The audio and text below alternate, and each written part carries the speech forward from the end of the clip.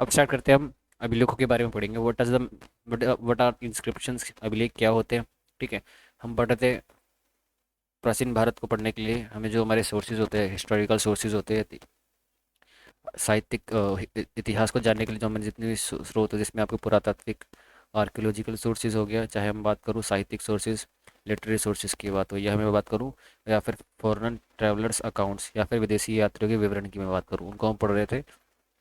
ठीक है, तो उसी क्रम में आपका होने वाला है। हम पढ़ेंगे अब साहित्यिक स्रोतों में ही, लिटरेरी सोर्सेज में पढ़ेंगे अभिलेखों के बारे में। इंस्क्रिप्शंस क्या होते हैं उसको समझते हैं। अभिलेख प्राचीन भारत में पत्थर, धातु या अन्य ठोस पदार्थों पर उत्कीर्ण, उत्कीर्ण का मतलब होता है लिखना, या फिर उसको गाड़ या में उसमें उकेरना। ठीक है। Inscription are writing engraved on stone, metal, other solid material in the ancient time. These writings gives us important information about history, politics, religion, art and culture. ये हमें इतिहास, राजनीति, धर्म, कला और संस्कृति के बारे में बहुत महत्वपूर्ण जानकारी देते हैं। किसके बारे में बात करूँ? अभिलेखों की। अभिलेख होते क्या हैं? क्या क्या होते अभिलेख क्या होते हैं पता है ना आपको? प्राचीन पत्थर पर, धातु पर, अन्य ठोस पदार्थों पर उत्कीर्ण लेख क्या कहलाते हैं आपके? अभिलेख कहलाते हैं। तो प्राचीन भारतीय मतलब कि हम कह सकते हैं writing engraved on the stone, metals and other materials is called inscriptions. ठीक है। अभिलेखों का महत्व, अब इसके महत्व क्या है उसको समझते हैं। Importance of inscription. प्रामाणिकता, अभिलेख सीधे उस समय के लोगों द्वारा लिखे जाते थे, इसलिए ये सबसे प्रामाणिक स्रोत होते थे। Importance of inscriptions. ऑथेंसिटी, सबसे पहला इसके अंदर आएगा। Inscription were written directly by the people of that time, so these are the most authentic sources. Means what I am trying to say is that कि जो सोर्सेज होते थे, जो सोर्सेज होते हैं, आर्कियोलॉजिकल सोर्सेज होते हैं, इनको जो लिखा जाता थे, कौन लिखते हैं? जैसे मंदिरों को कोई व्यक्ति दान दे रहा है, ठीक है, तो उस मंदिर की दीवार पर जो जमीन दी है या फिर कोई भी चीज़ या फिर पैसे दिए, तो उसके बाद उस दीवार पर लिख दिया जाता था कि इस इंसान ने, फलाना फलाना इंसान ने ये दान दिया, इसका नाम ये है, और इस जाति का जो भी था उसके बारे में जानकारी लिख दी जाती थी। तो उस टाइम में जो अभिलेख हुआ करते थे, सबसे इम्पोर्टेंस क्या होते थे इनकी, कि जो तत्कालीन समाज था, वहाँ के जो लोग थे, उन्होंने वो क्या करते थे, कोई भी लेख लिख लिया देते, लिख देते थे, चाहे मैं सॉलिड प्लेट पे बोलूँ मैं आपको। ठीक है। ठोस पदार्थों पर देख लो, धातु पर या अन्य पत्थरों पर। इससे क्या होता था, वहाँ के समाज के बारे में, संस्कृति के बारे में, है ना, अर्थव्यवस्था के बारे में जानने की, या फिर राजनीति के बारे में जानने में बहुत आसानी होती है हमें। ठीक है। विस्तृत विस्तृत जानकारी, detailed information. Inscription provided detailed information about the region of kings, war, religious activities, social life and economic condition. अभिलेखों में राजाओं के शासनकाल, युद्धों, धार्मिक गतिविधियों, सामाजिक जीवन और आर्थिक स्थिति के बारे में विस्तृत जानकारी मिलती है। समय काल का निर्धारण। ठीक है। Determining the time period based on the script and language of inscription, we can guess a lot about that time.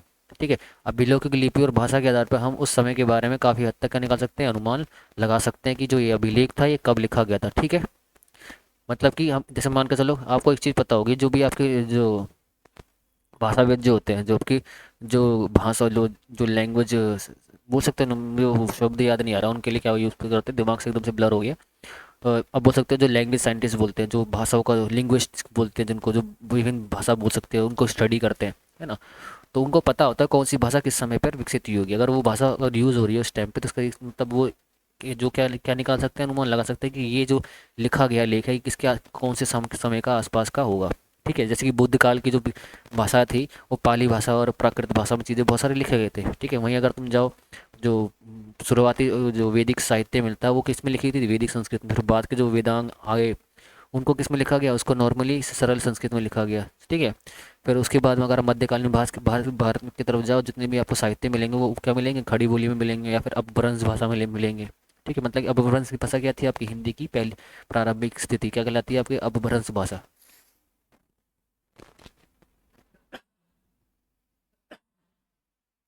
तो समय काल का भी निर्धारण किया सकता है। ठीक है। Determining the time periods. Okay. सांस्कृतिक विकास, अभिलेखों में प्राचीन भारतीय सांस्कृतिक विकास के बारे में जानकारी मिलती है। कल्चरल डेवलपमेंट, कल्चरल डेवलपमेंट का मतलब ये है कि अगर मान के तो उस टाइम पे कोई भी इंसान या कोई भी राजा क्या कहते हैं, कोई दान दे रहा है, तो वो कहाँ लिख दिया करता? मतलब ताम पत्रों पर ये बोल लो, या फिर कहीं पर भी लिख दिया करता था ठीक है, इससे ये पता चलता था वहाँ पे जो सांस्कृतिक गतिविधियाँ थी कितनी बड़ी थी। जैसे मंदिरों को दान दिया जा रहा है तो उससे ये पता चलता था कि मंदिरों को दान देने के लिए कितने लोग उत्साहित रहते थे। ठीक है, बहुत सारे अलग अलग लोग जो अलग अलग जाति के अलग अलग संप्रदाय के, मतलब बोल सकते संप्रदाय मतलब कि अलग वर्ण के लोग मंदिरों को दान दिया करते थे जितना उनसे हो पाता था। इससे पता चलता है कि जो सांस्कृतिक केंद्र था, मंदिर क्या था उस टाइम पे, एक कल्चरल सेंटर था। विभिन्न प्रकार के अभिलेख, ठीक है, डिफरेंट टाइप्स ऑफ इंस्क्रिप्शन। अभिलेखों के प्रकार क्या होते हैं, एक होते हैं शिलालेख, दूसरा होता है ताम्रपत्र, और दूसरा होता है, तीसरा होता है वह मुद्राएं। ठीक है। तो अभिलेखों में सबसे पहले आपको पता है इंस्क्रिप्शन, जिसको शिलालेख बोलते हैं। शिलालेख मतलब कि जिनको मतलब पत्थरों पे लिखे जो जाते थे, ठीक है, पत्थरों से उकेर कर, ठीक है, गाड़ गाड़ कर उनको, है ना, थोड़ा सा नक्काशियाँ कर करके कुछ लिख दिया जाता था। ठीक है। ताम्रपत्र, कॉपर प्लेट जिसको बोलते हैं, writing engraved on the copper plates. ठीक है। मुद्राएं मतलब कि आपको देखो सिक्कों पर उत्कीर्ण लेख, मतलब कि कॉइन्स पर भी बहुत सारी चीज़ लिखी होती है। जैसे आपने देखा हो गुप्त शासकों का जो का इतिहास था, मतलब जो आपके गुप्त किंग्स थे, उनका इतिहास जो सिक्कों के आधार पर भी गणना की गई थी। ठीक है। उसमें बहुत सारी उनकी उपाधियाँ थी, उनको बारे में पता चल गया, जो समुद्र के बारे में बहुत कुछ जानकारी मिलती है। ठीक है है ना। अ, तो बहुत सारे राजाओं के बारे में जहाँ पे सिक्के मिलते हैं उनसे हम क्या जान सकते हैं, इतिहास के बारे में भी जान सकते हैं। ठीक है। भारत में अभिलेखों का इतिहास। अब भारत में इनका क्या इतिहास लिखा है उनको समझते हैं। ठीक है, प्राचीनतम अभिलेखन। सबसे पहले अभिलेख का मिलते हैं, आपको पता ही होगा, हड़प्पा सभ्यता के अंदर। ठीक है। हड़प्पा सभ्यता की मुद्राओं पर पाए गए थे अक्षर। ठीक है। अर्ली राइटिंग कहाँ मिलते हैं, letter found on coins of Harappan civilization. ठीक है। अभिलेख फिर मिलते हैं आपके, अशोक के अभिलेख मिलते हैं, ब्रांच वो ब्राह्मी, खरोष्टी, अरेमाइक और यूनानी लिपियों में लिखे गए थे। ठीक है। फिर आपके मिलते हैं Ashoka's inscription, writing in Brahmi's, Kharosthi, Aramaic and Greek inscription. ठीक है। फिर आपका आता है मौर्य काल के बाद, इसको बोलेंगे पोस्ट मौर्यन एम्पायर, इसको बोलते हैं हम, जब आएगा। तो मौर्य काल के बाद भी बहुत सारे लेख लिखे गए थे आपके।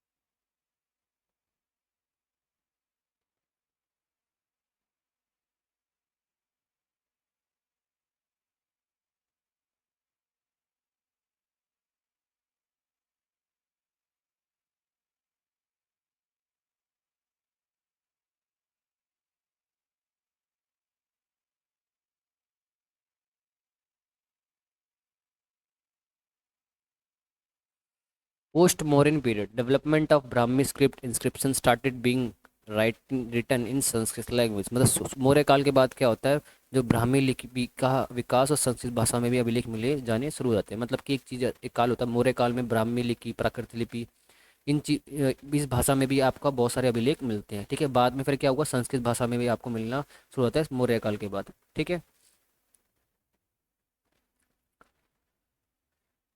अब ये जो सूचक था, एक तरीके से सूचक का भी हो सकता है, मतलब कि मौर्य काल में ऐसा क्या हो रहा था कि जो अभिलेख लिखे जा रहे थे प्राकृत और भामी में लिखे जा रहे थे।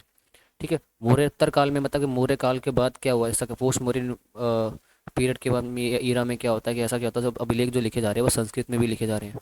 ठीक है।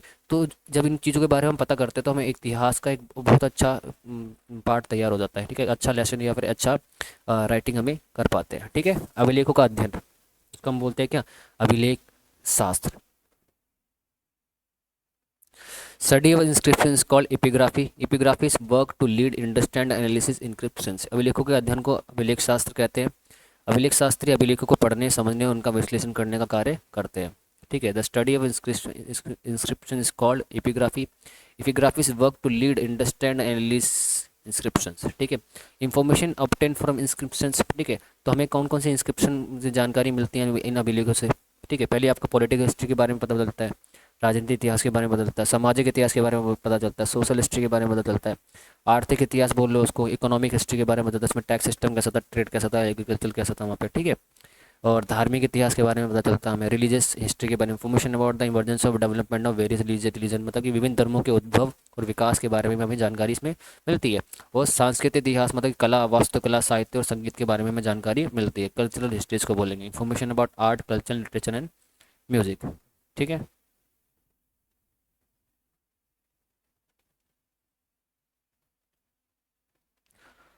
अब समझते हैं कॉइन्स। कॉइन्स को थोड़ा समझेंगे हम।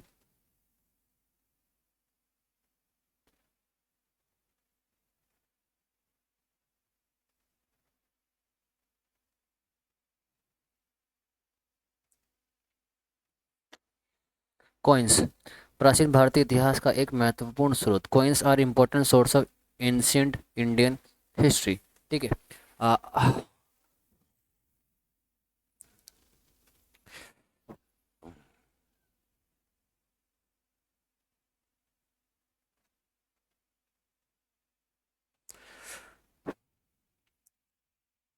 The study of coins is called numismatics. We get flowing information from coins. ठीक है, सिक्कों के अध्ययन को हम क्या कहते हैं, मुद्रा शास्त्र कहते हैं, और जो उसको स्टडी करता है उसको हम बोलते हैं मुद्रा शास्त्री। ठीक है, न्यूमिस्मैटिक कहा जाता है। सिक्कों के से हमें निम्नलिखित जानकारी प्राप्त होती है। देखो जो मैं जैसे मान कर चलो न्यूमिस्मैटिक क्या होता है वो समझते हैं।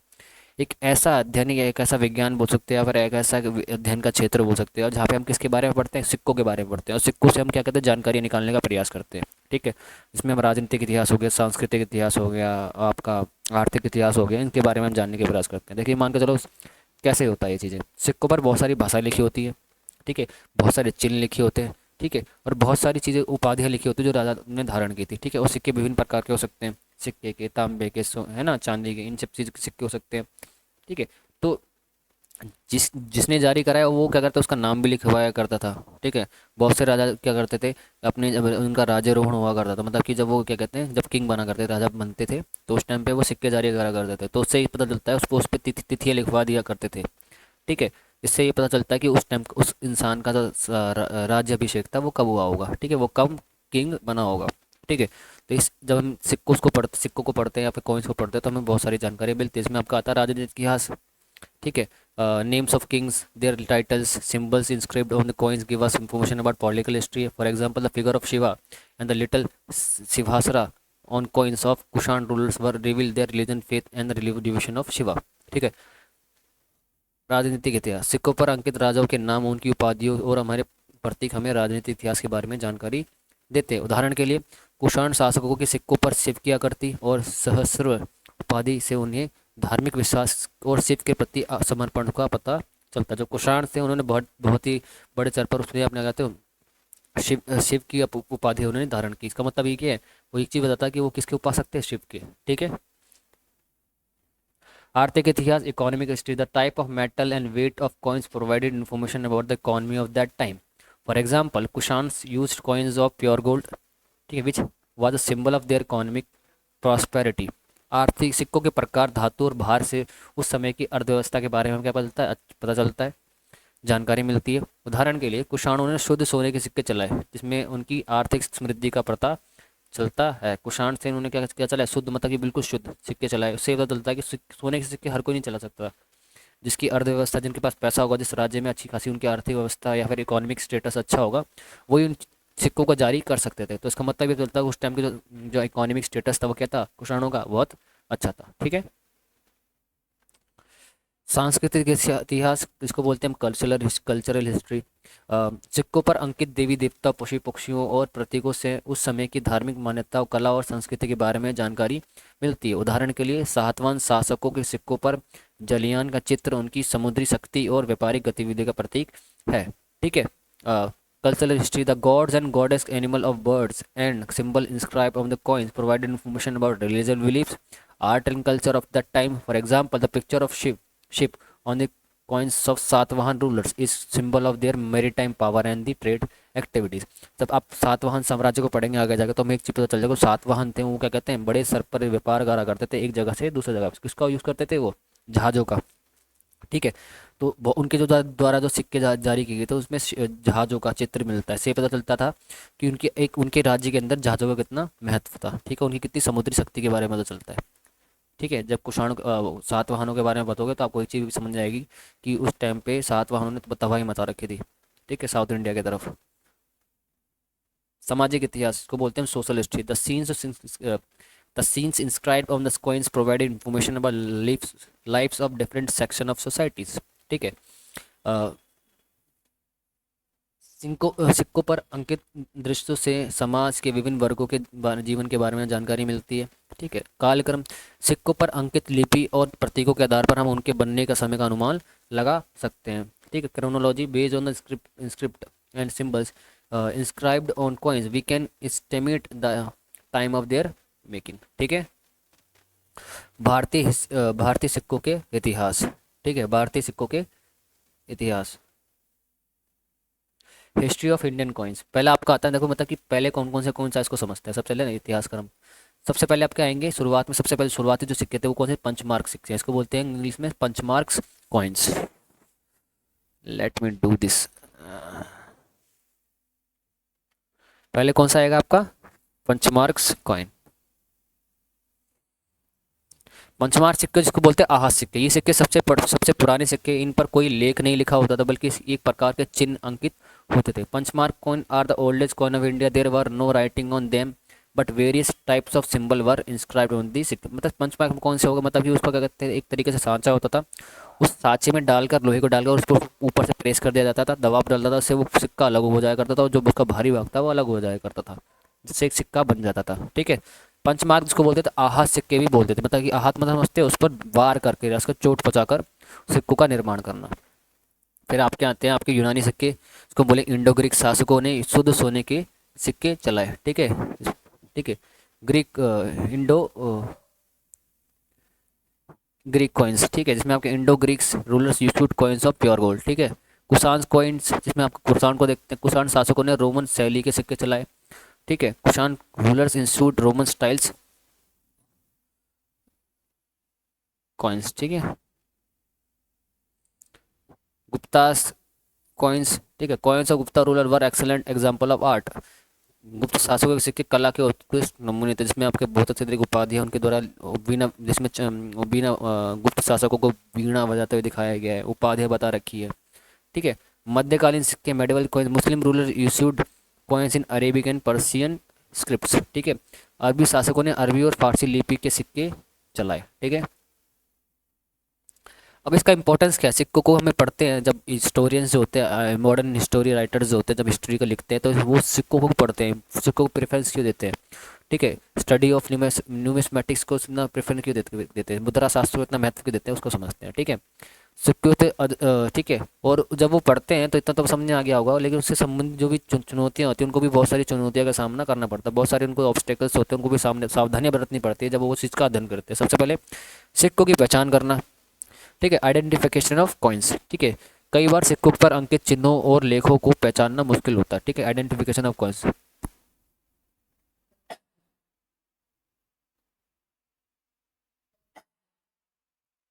Sometime it is difficult to identify the symbol and writing scribed on the coins. ठीक, कभी कभार ऐसा होता है। ठीक है, कालक्रम का निर्धारण, determination of chronology, it is not always possible to accurately determine the time making of coins. हर बार सिक्कों के बनने का समय एक सटीक निर्धारण करना हमेशा संभव नहीं हो पाता, ये आपको नॉर्मली। ठीक है, नकली सिक्के, कई बार नकली सिक्के भी मिल जाते हैं जिनकी पहचान करना मुश्किल हो जाता है। Fake coins, sometimes fake coins are also found which are difficult to identify. उस टाइम भी नकली सिक्के जारी करते थे बहुत साल के साथ, स्थानीय लोग और क्या बनाते थे। आज नकली चीज़ें, आज से थोड़ी नकली चीज़ें बन रही है, बहुत टाइम से बन रही है, प्राचीन काल से बन रही है। निष्कर्ष, कंक्लूजन देख लेते हैं। सिक्के सिक्के प्राचीन भारतीय इतिहास के अध्ययन के लिए एक अत्यंत महत्वपूर्ण स्रोत है। इनके विस्तृत अध्ययन से हमें प्राचीन भारत के बारे में कई जानकारियाँ मिल सकती है। Coins are very important sources for the study of ancient Indian history. By studying them in detail we can get many new information about ancient India. ठीक है, अब समझते हैं पुरातात्विक स्मारक, जिसको बोलेंगे हम क्या, आर्कियोलॉजिकल मॉन्यूमेंट्स, है ना।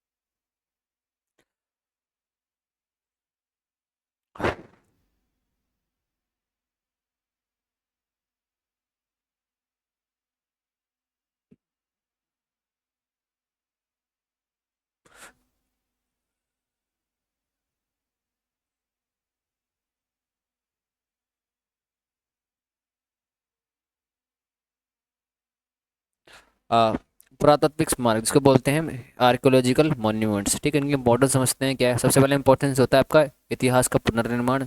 ठीक है, ये स्मारक हमें प्राचीन काल के लोगों के जीवन, संस्कृति, धर्म, कला के बारे में जानकारी देते हैं। ठीक है। सभ्यता का विकास के बारे में बताते हैं, ठीक है, मतलब डेवलपमेंट ऑफ सिविलाइजेशन, सांस्कृतिक विकास मतलब कल्चरल हेरिटेज के बारे में बताते हैं, और पर्यटन मतलब कि टूरिज्म। ये स्मारक पर्यटकों को आकर्षित करते हैं और देश की अर्थव्यवस्था में योगदान देते हैं, ठीक है। पुरातात्विक स्मारकों से हमें क्या जानकारी मिलती है? शहरीकरण के बारे में पता चलता है सबसे पहले तो, मतलब कि क्या मिलता है, अर्बनाइजेशन को बोलते हैं हम।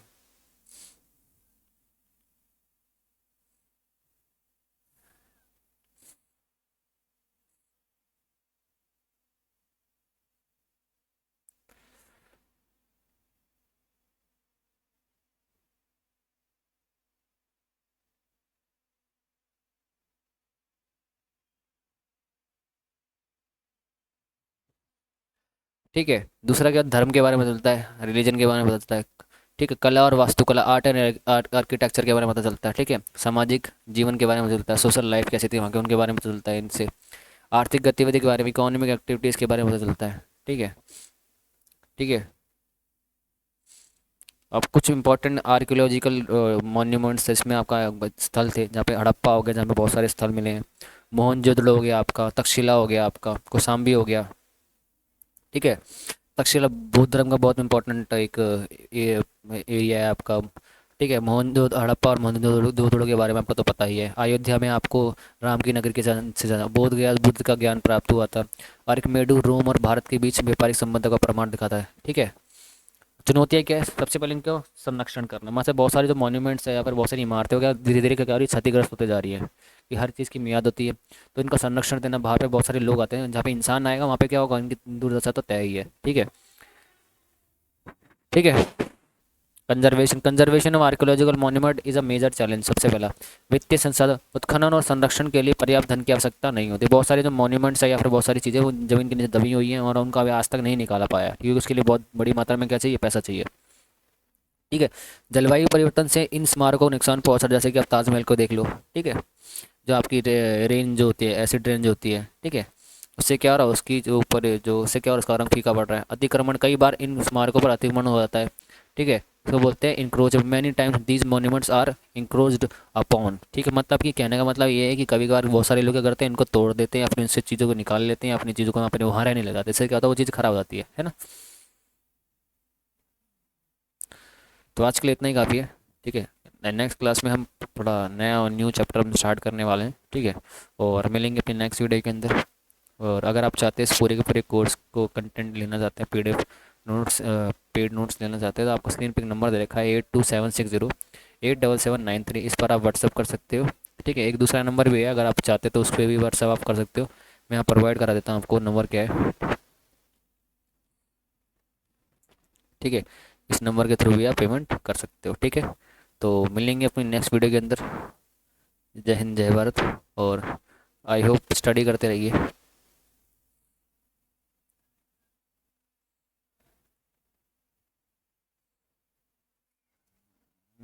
ठीक है।